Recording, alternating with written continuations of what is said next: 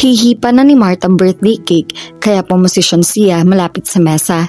Pumaikot dito ang batang bisita at nagkantahan ng mga iyon ng birthday song. Nang mahipa na ni Mart ang kandila ay pumalakpak pa ito. Nagtawa ng mga bisita. Tuwang-tuwa siya rito. "That's my boy," sigaw ng puso niya. If only he could say it out loud. Napatingin sa kanya si Charlene at kinindatan siya nito. Muntik na tuloy niyang mabitawan ng videocam na hawak niya. Ngiti ang tinugon niya sa ginawa nito. Maya-maya sinimulan ng silbi ang cake sa mga bisita. Maraming mga bata kaya maggugulo ang mga ito. Naging abala na si Charlene sa pag-aasikaso sa mga iyon. Siya naman ay naaagaw ang pansin ng isa sa mga bisitang tumawag sa pangalan niya. The party was winding down. Ang celebrant nga ay wala na sa gitna ng kasayahan. Nabubugnot na ito kanina kaya minabuti ni Charlene na dalhin na ito sa kwarto at patulugin na roon. Naang matapos na si Cheetos pakikipagkwentuhan sa mga bisita ay naisip niya silipin ang bata. Hinahanap niya si Charlene para magpaalam. Kapag kuwan ay sakalang niya tumuloy papunta sa kwartong kinaroroonan ng bata. Natutulog pa rin ito nang nadat na niya. Nang makita niya si Lena ay nagsabi ito na lalabas muna. Tumango siya. As he gazed at the child's shivering face, tenderness filled his heart. Hindi niya akalain na maaari siyang makaramdam ng ganoong kaigting na pagmamahal. Hinaplos niya ang malambot na buhok nito. Pinadaanan niya ng daliri niya ang pisngi nito. Ang dimples at ang cleft chin nito na namanan nito sa kanya. Kapag ganun natutulog ito ay kapansin-pansin ang pagkakahawig nila. He was surprised Charlie never made the connection. Miss na niya ang bata. Sa mga panahong hindi niya ito nakasama ay nakakadama siya ng matinding kalungkutan. Napakahirap para sa kanya ang panahong hindi niya kasama ang mga ito. Noong nagmulat ng mga mata si Mart, kumurap-kurap ito at nang mapagmasdan siya ay isang ngiti ang kagyat na ibinigay nito sa kanya. That made his day. "Gising na palang baby ko. How was your nap?" Tanong niya rito. Lalong lumuwang ang ngiti nito. Kasunod niya ay bumalikwas ito, saka nanguyampit sa gilid ang kuna para maggawa nitong tumayo. The child lifted his tiny arms to him. Agad niya itong binuhat. "Wow, ang bigat na talaga ng baby ko ha. Ang taho-taho mo kasi. Kita mo ang laki ng tummy mo." Itinaas niya ang t-shirt nito, saka binugahan ng hangin ang matabang tiyan nito. Humagikhik ito. Sambit nito. Itinuturo nito ang mukha niya. Natigilan siya. Tinatawag ba siya nitong daddy? Parang matutunaw ang puso niya sa ideyang iyon. "What did you say?" Tanong niya rito. "Dada." "Yes, I'm your daddy," wika niya. Noon niya nawari kung ano ang kagting ng pagnanais niyang sabihin na siya ang ama nito. The feeling had been there all along, but it was now that he realized how deeply he longed to claim his child as his own and to claim the child's mother as his wife. Dinala niya ito sa salaming nasa isang dako ng silid. Nang nasa harap na sila ng salamin ay pinagliyapit niya ang mukha nila ng bata. "Just look at that, my man," sabi niya rito. "See that face?" Itinuro niya mukha nito. "Magkamukha tayo, hindi ba? That's because you're mine. I'm your daddy." Ang sarap sa pakiramdam na sabihin iyon. "I'm your daddy. You hear that? And who loves your mommy desperately." "Dada," anang bata. He felt like crying. "That's right, baby. I'm daddy. You are my son. Hindi mo lang alam yon." Niyakap niya ito at hiniggan sa ulo. "I love you so much and I'd do anything for you." Lumingali nga si Charlene para hanapin si Chito. Itinatanong kasi nito ng isang bisita. Kani-kanina pa ito nagpaalam sa kanya na sisilipin lang nito si Mart.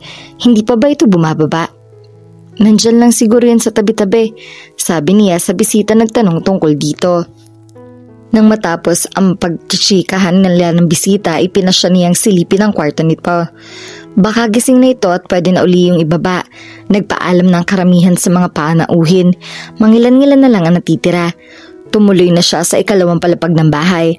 Nang malapit na siya sa kwartong kinaroroonan ni Mart ay may naulinigan siyang tunog. Mukhang nandun pa nga si Chito. Napailing siya.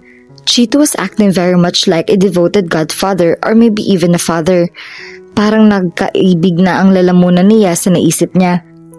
Yes, there were times when it was so easy for her to imagine him taking on the role as Mart's father.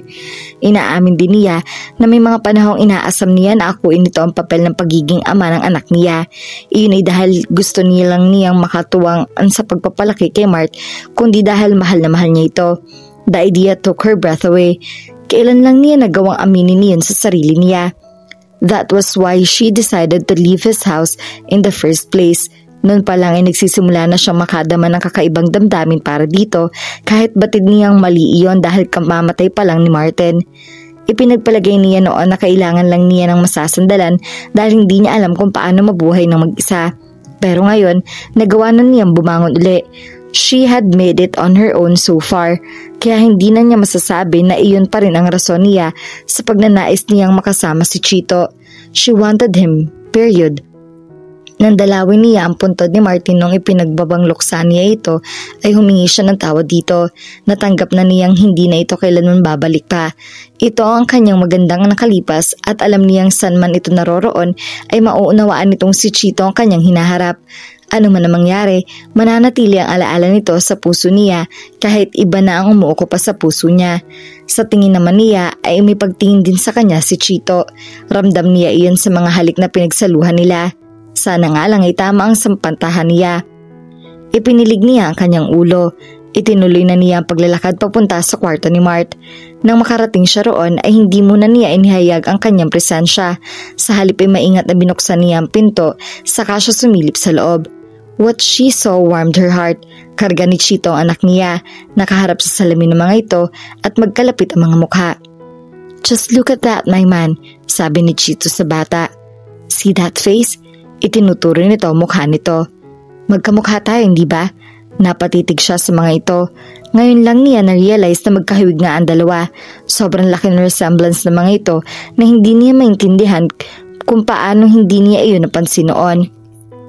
Her heart started hammering in her chest. Nanunuyo ang lalamunan niya. That's because you're mine.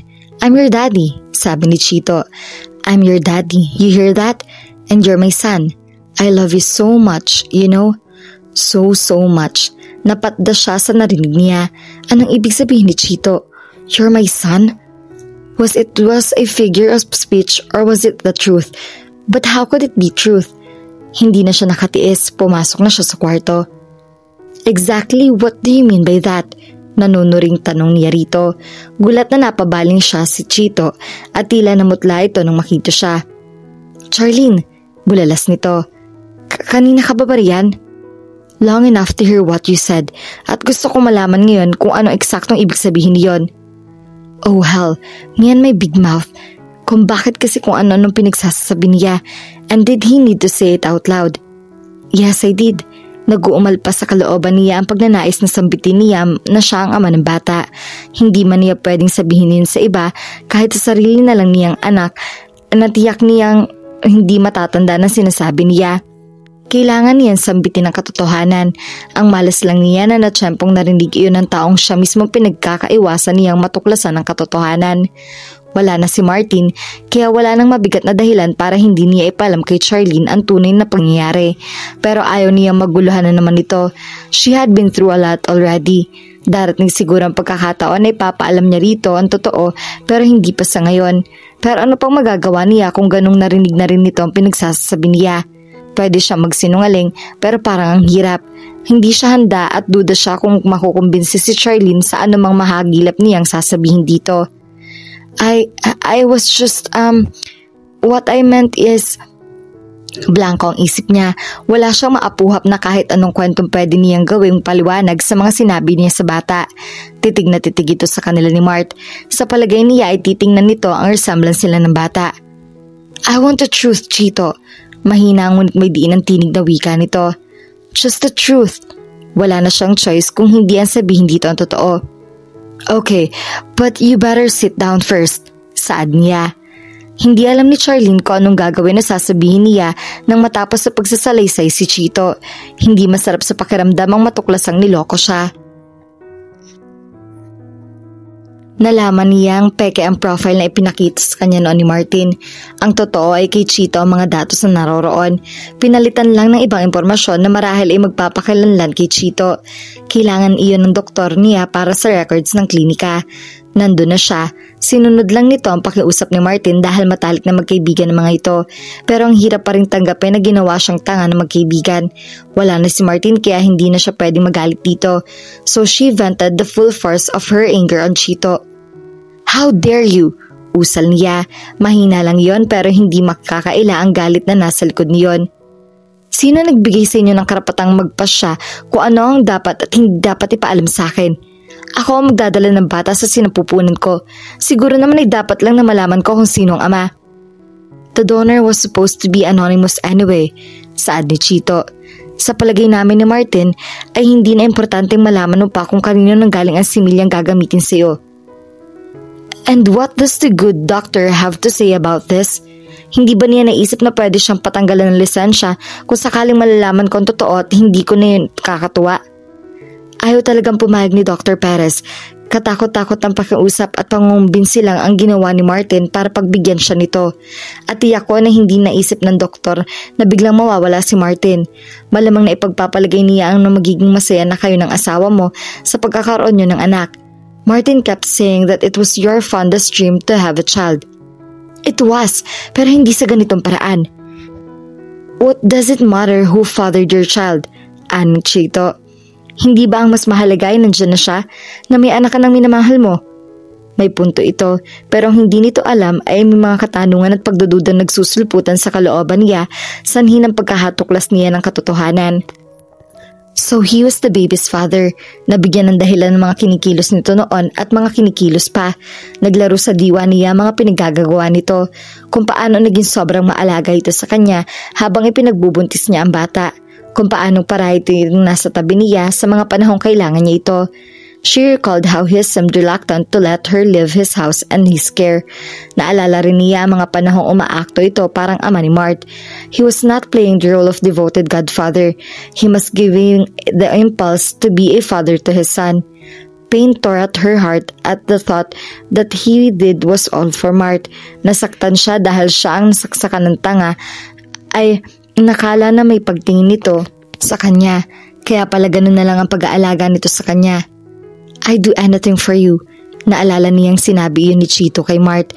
Ang mga kasama sa anything na tinutukoy nito, did it include taking care of her and making her feel as if he cherished her too? Bakit ba hindi? Kung sa paraang iyon para matiyak nito na hindi mailalayo rito ang batang ayon na rin nitong mahal na mahal at dugot laman pala nito. At siya naman, parang tangang hinayaan ng sarili na mahulog ang loob niya rito. There she was debating with herself about the wisdom of letting herself fall for him when all the while, he was just playing a role of her. It mattered, sabi niya, halos hindi makalabas sa mga kataga sa bibig niya. Believe me, it mattered. Charlene, I'm sorry. Lumakad ito palapit sa kanya. Umatras siya palayo rito.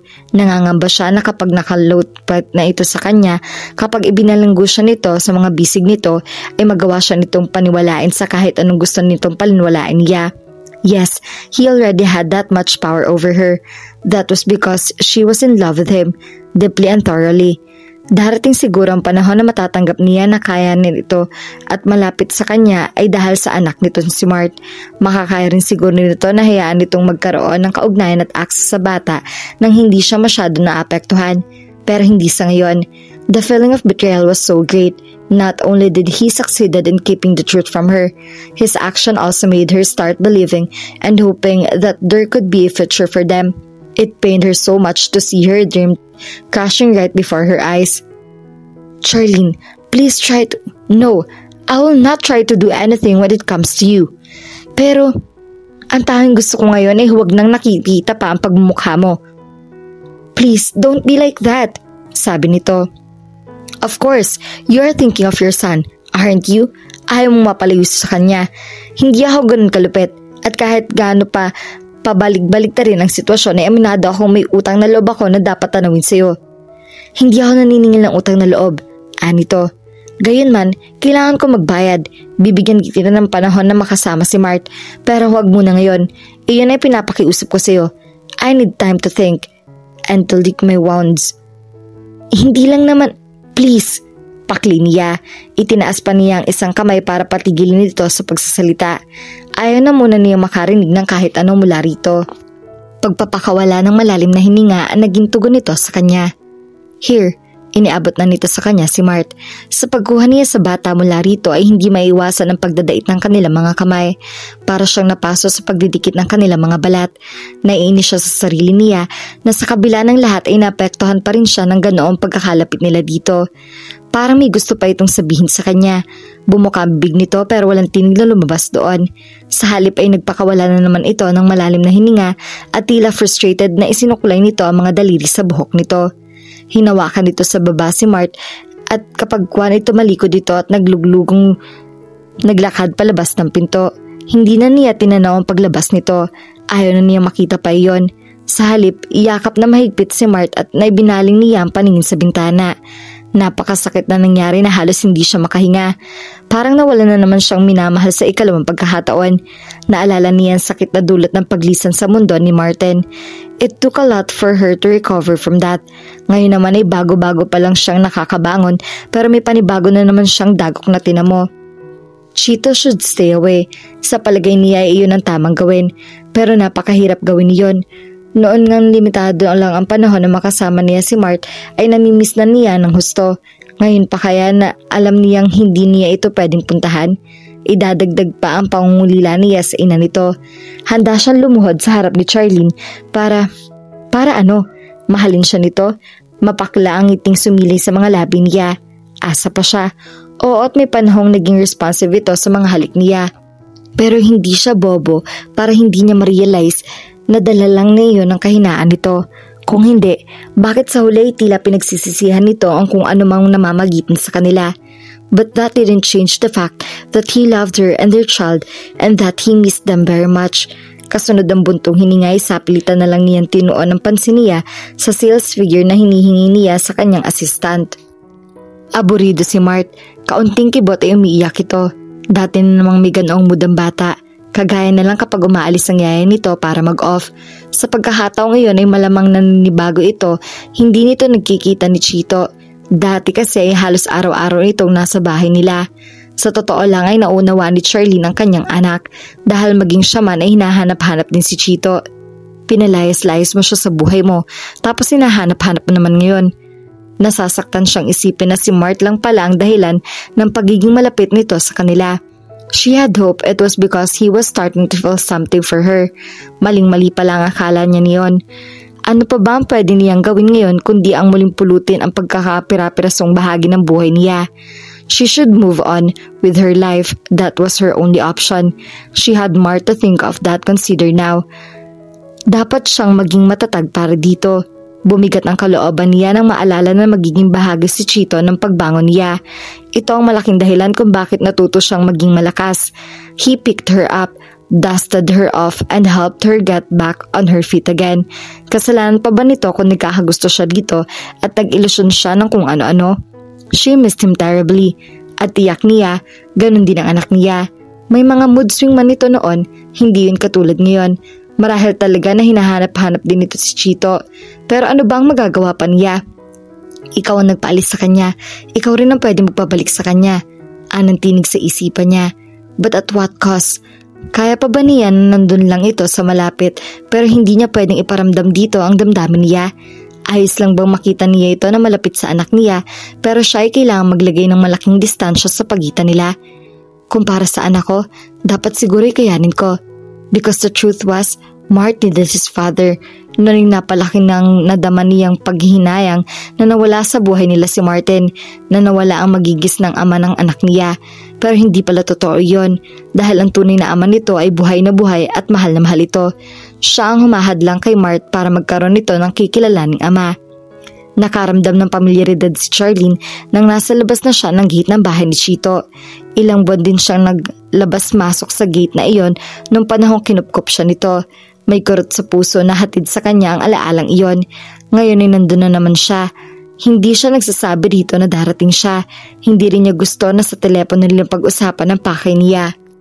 Iba ang dating sa telepono ng mga salita. Baka hindi pa sila magkaintindihan.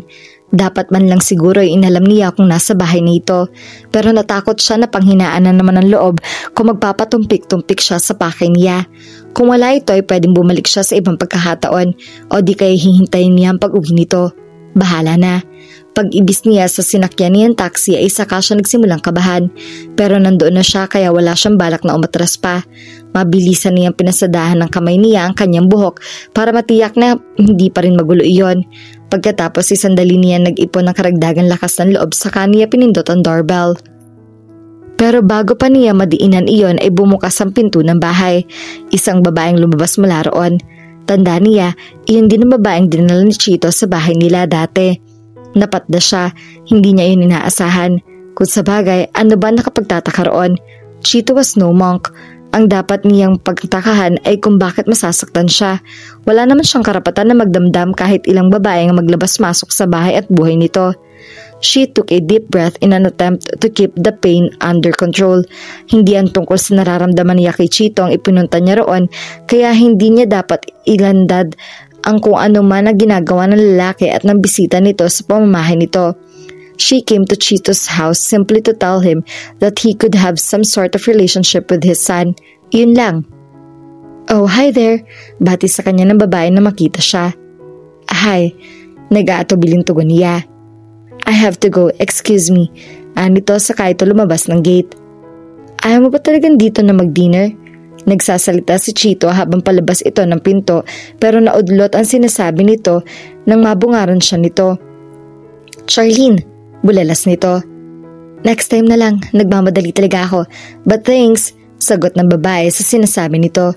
See you. Tuluyan na itong lumabas ng gate. Tinanaw nito ang babaeng nakahulaan na nakotse nito at kapag kwan ay ibinalik nito ang tingin sa kanya. Sorry, naistorbo ko yata kayo. Nagpapasalamat siya at nagawa niyang sabihin iyon nang hindi nababasag ang kanyang tinig. No, it's okay. Tapos na naman kami mag-usap. Halika sa loob. Anyaya nito sa kanya. Hindi na siya nag-atubili at tumuloy na siya sa loob. Once inside, she was assailed by memories of that time when she considered that house her home. Can I get you any? No thanks. I'm sorry, Charlene. Ani Chito. Hindi natuloy ang paghakbang niya dahil doon. Hindi dapat ako pumayag sa pakiusap ni Martin na ilihim iyon tungkol sa pagiging sperm donor ko. Pero noong mga panahong iyon ay parang iyon ang mas tamang gawin. I mean, he's right. The donor would have remained anonymous anyway. Pero kung mayroon man akong hindi pinagsisisihan, iyon ay ang pagpayag ko na tulungan kayong magkaanak. Kung hindi, hindi ko mararamdaman kung paano magkaroon ng isang Mart sa buhay ko. It is glorious feeling seeing yourself in another individual. Usal nito. There was such tenderness in his voice that it made her want to cry. Kaya nga okay na sa akin na dalawin mo si Mart. Namimiss ka rin niya.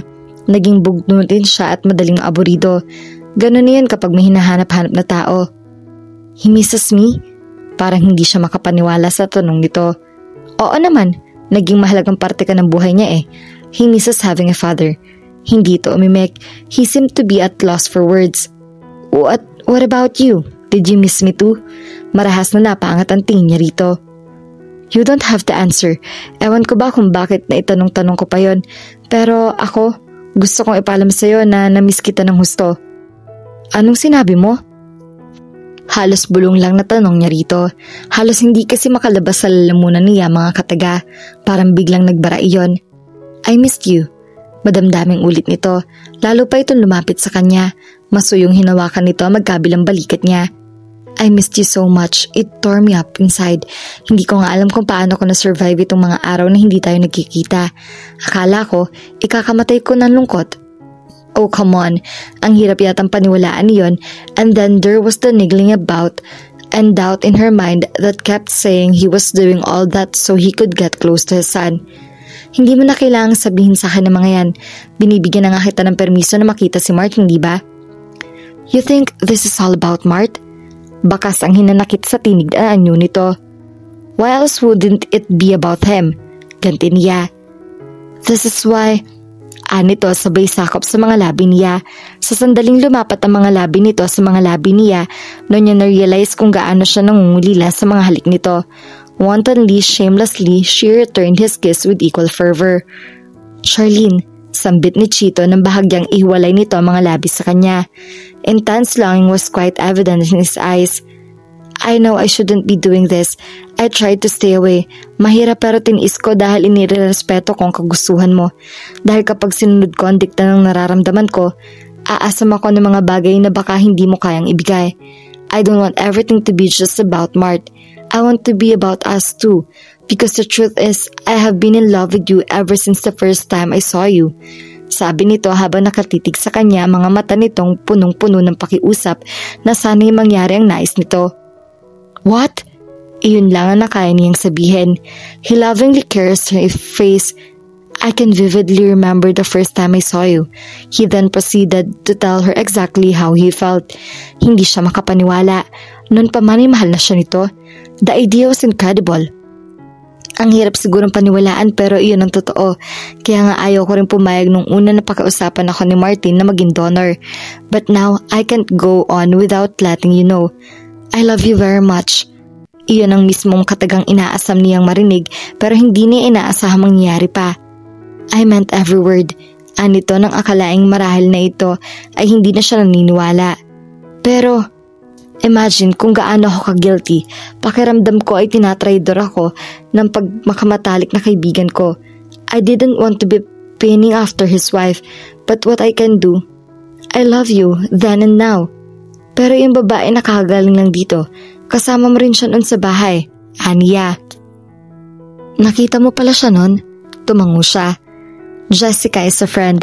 Ipinaliwanag nito sa kanya kung sino at kung bakit nandun ito sa bahay noon. There is no woman in my life dahil isang babae lang hinahanap-hanap nitong puso ko. Ikaw yon. Chito, parang malulunod siya sa pagragasa ng masarap na pakiramdam na dulot ng mga sinasabi nito. Sigurado ka? More sure than I am of anything in my life. Pahayag nito. Titig na titig ito sa kanya at sa mga mata nito ay naaaninag niya ang sinseridad nito sa mga sinasabi nito. Hindi na siya nagdalawang isip pa. Itinaas niya ang mga kamay niya at pinaikot ng mga iyon sa leg nito. Nasa mga mata niya ang nag-uumapaw na pagmamahal para dito. I love you too. Madamdaming pahayag niya rito. As a response, he pulled her closer and then kissed her once more. She saw the future and was a rosy one, at buong paniniwala niya na nasa kanya ang basbas ni Martin. At dito na po nagtatapos ang kwentong pag-ibig ni Chito at Charlene. At lagi po nating tatandaan, kung pareho kayong may nararamdaman pero pareho ring natatakot masaktan, ay wala rin itong patutunguhan. Kaya mas magandang sumunod sa utos ng damdamin. At sa tamang panahon, may isang taong magpapatunay sa iyo kung bakit ka para sa kanya at kung bakit hindi ka para sa iba. Sana po ay may nakuha kayong aral at inspirasyon sa kanilang pag-iibigan. At muli po ay samahan at suportahan niyo po ako sa mga kwentong pag-ibig na ibabahagi ko sa inyo. Maraming salamat po. God bless at ingat po tayong lahat.